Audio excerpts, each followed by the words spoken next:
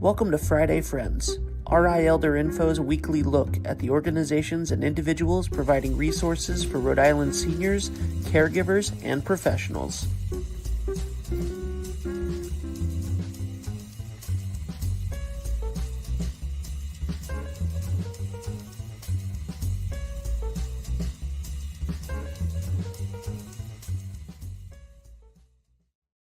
Good morning, everyone. Happy Friday. It's 9 o'clock on Friday, and you are seeing me, Deb Burton, Executive Director of RI Elder Info. So you know that must mean this is Friday Friends, where I bring interesting people to you that are sharing information and resources that you or someone you know needs to know about. And I have to say, this week's guest, it is something that we all of us need to know about. So it's really important that you hit the like button and the share button and all those social media cues telling people, hey, check this out, because this is really important stuff that we're talking about today.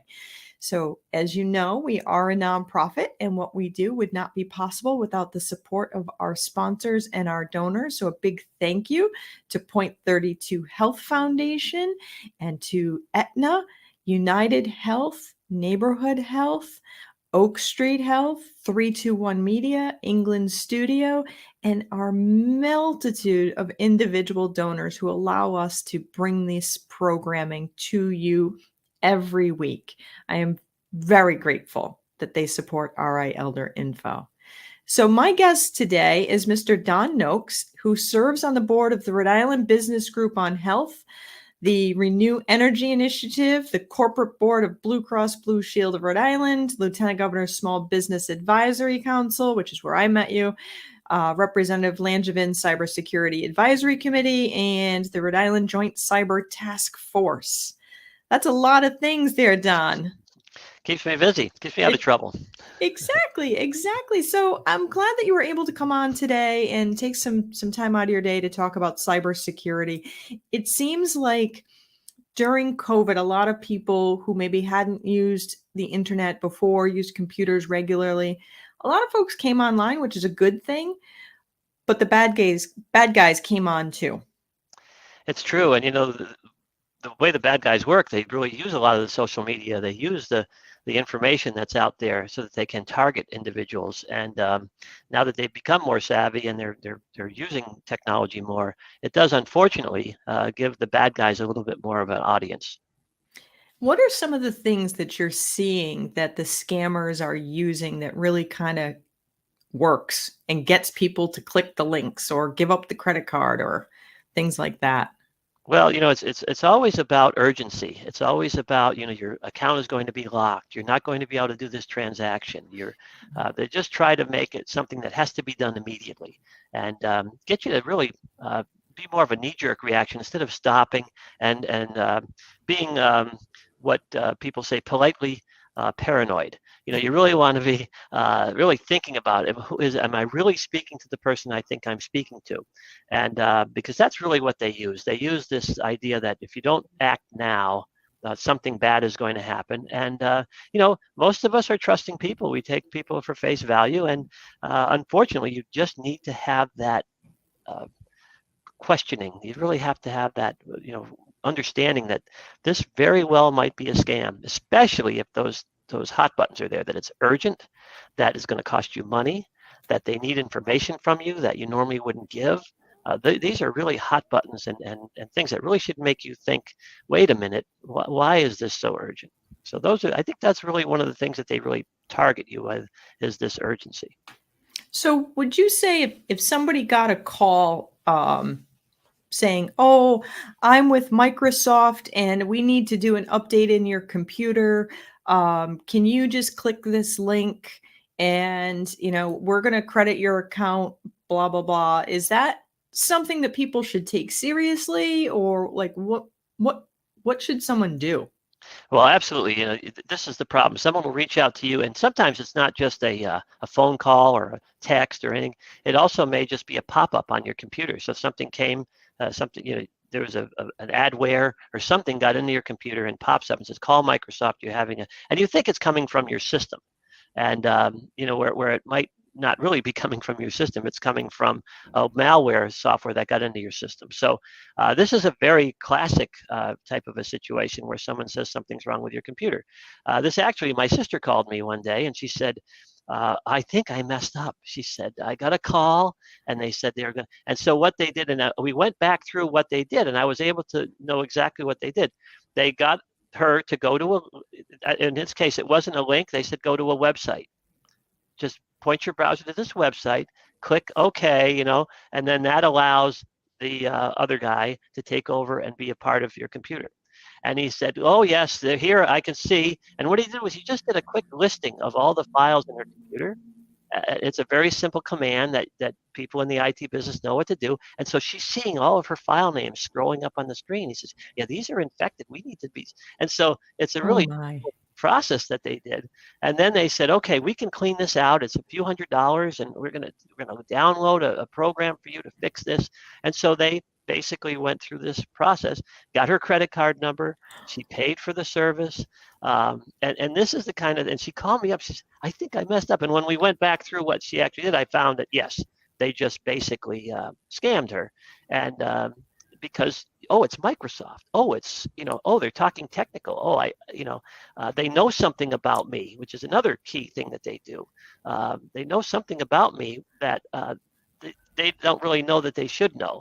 But let's face it, social media, there's a lot of things that people can learn about you. And they use that to sort of set your guard down. Oh, that is the bank that's calling me. Oh, that is Microsoft. And that's how they really can trick you. And the most savvy people will fall for it. And one of the things in talking with one of the FBI folks in the cyber business, he was saying that the more the age group where people lose the most money to scammers, actually the 30-year-olds are the ones that get the most scam attacks, but the group that loses the most money to scammers are seniors. And the FBI estimates that only 1 out of 20 people who are scammed actually report. And so it's a really underreported. They're embarrassed. They and in some cases they know that if you've went to the bank, if you gave them that account number, the bank is not going to help you. The bank cannot help you. You have given authorization to access your funds, and they can't do anything about it. So one of the reasons it may be underreported is because it's not really going to help. The other thing is just to kind of give you a quick overview of this whole crime.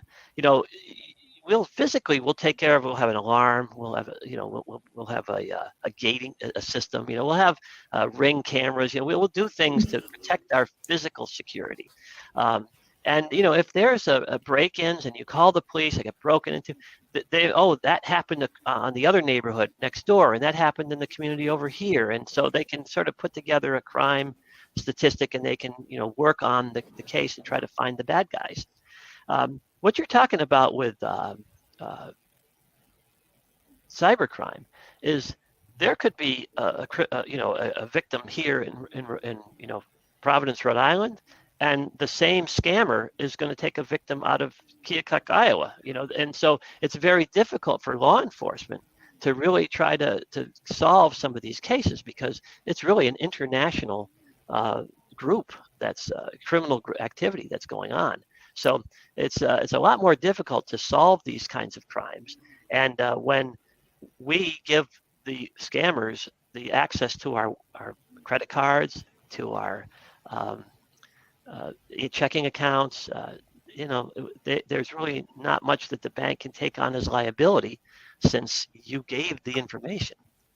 But I would still say people need to make a police report. That if they've made that mistake, still make a police report, contact your local police, contact the state police, contact the Rhode Island Attorney General. I know that they have a team over at the AG's office that works on scam artists and in catching them. And they have been successful in catching some of them here in Rhode Island.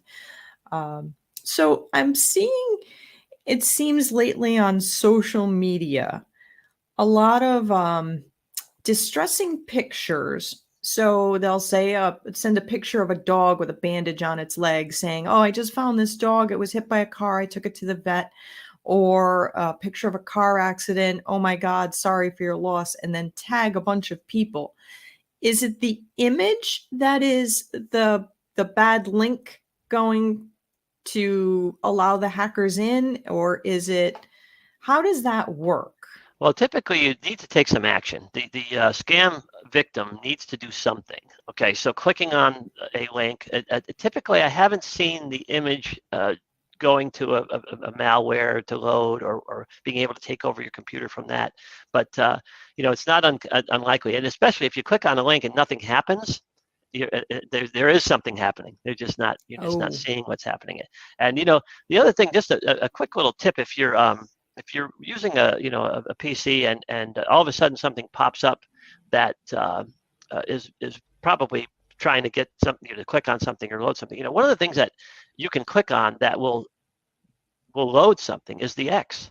Everybody knows that if you press the X in the corner, it'll disappear. Well, that's a programmed piece of technology. So what you're doing is the application that you're running is decided that if you press that button X, it'll close the screen. Well, that program could also say if you press the X, it means download now. So what I try to tell people is if they get something that pops up on their screen, hit Control Alternate. There's a command for this. Control Alt Delete? Well, no, Control F9. Alt F9. That's it. Alt F9, I believe it is. So I'm sorry, I haven't done this in a while. I haven't talked about this, but it's Alt F4. If you have something on the screen and you hit Alt F4, it will close that screen by the operating system command, not by the application command.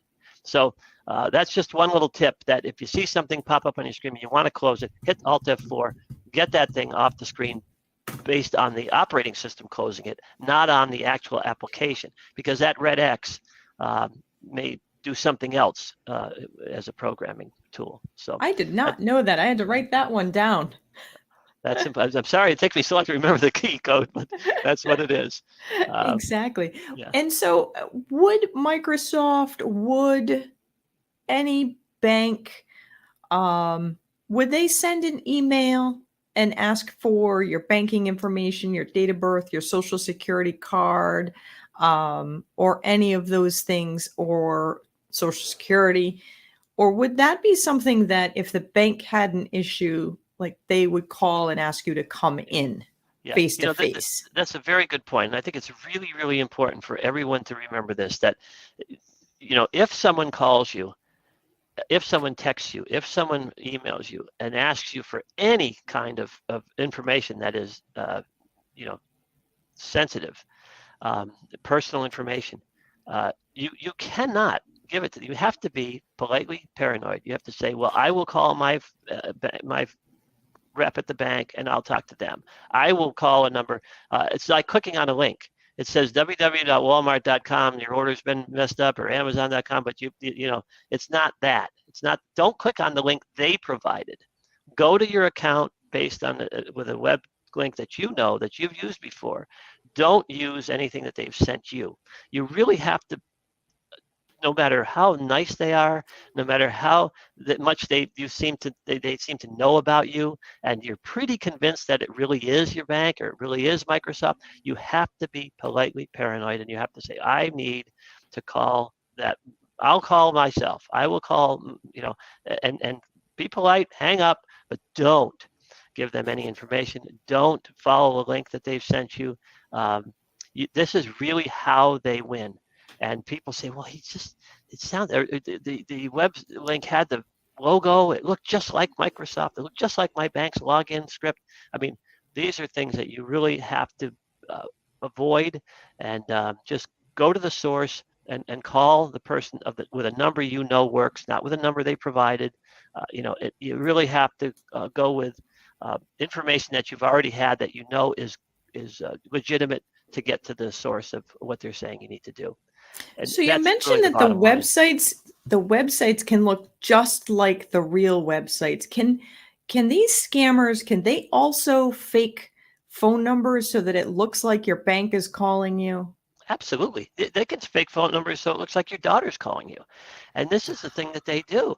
I mean, there's been more scams, and if you go to do a search for 60 Minutes programming, you'll see that with the use of AI, artificial intelligence now, they're able to take, if this is broadcast and Yep. a scammer wants to take Deb Burton's just 7 seconds of your voice recorded, put it into AI, they can create a dialogue that will say, um, Mom, it's Deb. I just crashed into somebody. I need $9,000 to get it for a lawyer. Don't tell my parents. Please, Grandma, send me this money so that a courier will come and pick it up. These are actual scams that happen, and so they'll stay on the phone with the grandma till she goes to the bank and gets because they're convinced it came from your granddaughter's phone number. You don't have a granddaughter, but it came from somebody that you love's phone number. It come right up on the screen, and it's also their voice.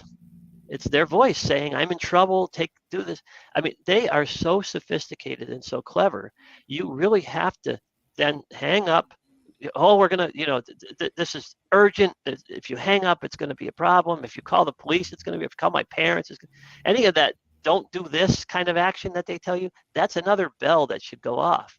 So yeah, that's what they call spoofing phone numbers, what you asked, and it's very easy to do, and scammers do it all the time. And it's very easy for them to just come across somebody who's got a video online, and let's say it's a young lady, and now they do some research, they find the grandma, and then they go do some research, and she's on the HOA, so her phone number has been on the web somewhere. So they put that phone number in. They've got the granddaughter's phone number in. These are actual scams that are very successful, and they'll get $9, $10, $20,000 at a clip. Seniors are losing literally billions of dollars a year to these scams, and they want to help out their granddaughter. They want to help out their whoever it might be. And the accounts get cleaned out, and it's really sad. So you really have to just be on your guard all the time. You've got to make sure you know who you're talking to, and you can't rely on anymore. You can't rely on voice. Can you imagine? We're in a position now where someone could call you. It sounds just like your daughter, and it's not. And it's happening all the time. That's really scary. That's really scary. And I can see where it can be something that would prompt someone to open up their wallet, give over their credit card number, share secure information that shouldn't be secured. Absolutely. Because it's very scary. And is one of the big red flags. Tell me what the top 3 red flags are that this is not legitimate. Well, basically that they've contacted you, okay, in a manner that they've never contacted you before, and that's a red flag. They're asking you for information that they should, if it really was them, they should probably have, right? But any information, any kind of personal information that they're asking for should absolutely be a red flag. You really have to. And then also, as you are online, anything that comes in online, something pops up on your screen, Alt F4, close it out. Just get it before it can start to do anything to your system, and then plant something in your system. But yeah, the red flags are the urgency. You've got to do this now. I need information to be able to do it. And now they're even trying to put people off their guard. They'll say, well, I know your account number, so you don't need to give me that, but this is what I need, And so they then later on in the conversation, they're getting their account number, but they'll start off with this, oh, don't worry, I'm not trying to get any of your information because we're the bank. We already have that. What I need is this, and I'll tell you, these guys are very good. If you do some searches online too and see some of the Dateline, the 60 Minutes, these programs where they've highlighted some of the things, it could scare the heck out of you, but it really will let you know that, boy, these people are really more sophisticated than I thought. And I do need to be absolutely paranoid about anybody that's asking me for anything that could allow them to bill me, to get into my account, to know more about me than a stranger should.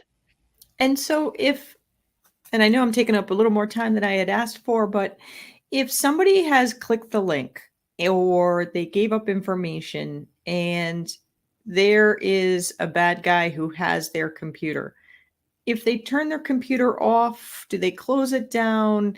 Can they take it to an expert and have the bad stuff removed? Or is it a matter of you've lost everything and throw your laptop away kind of thing? Yeah, no, clearly there's places like Best Buy, I think, is the one that has the Geek Squad. Staples has you can go into those places and they'll run a scan, and they'll, not a scam, they'll run a scan and they'll check to see if you have anything loaded in there that they can clean out, and they'll do that for you. And really the best thing to do if you feel like, uh-oh, I just did something I shouldn't have done, you need to unplug the computer, especially if you think it's something that's going to be loaded on. Just get it off the, and if it's on Wi-Fi, there's usually a button on your laptop to shut the Wi-Fi off. But basically, if you don't know how to do that shutdown, bring it over to somebody who will boot it up, and they'll run a series of programs to clean out the malware, the malicious software that may have been loaded on the system.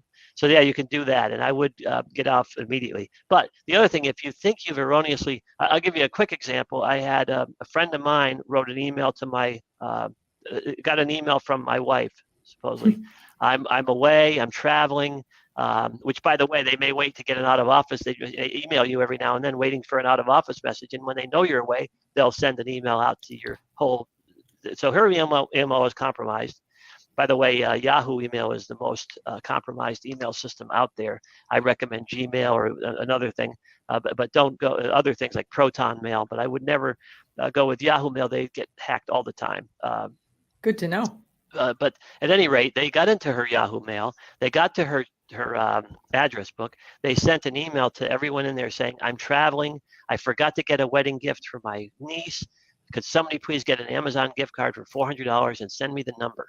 And so it was a real problem we had to go through to clean out her system. But suffice it to say, a friend of mine called me about 4 hours later and said, "Hey, did Sue get the gift card?" And I'm like, "What are you talking about? This guy's a CPA, master's degree." I'm like, you sent $400 to this Amazon gift card to this email address that had been compromised, and it was now going to somebody else's email address?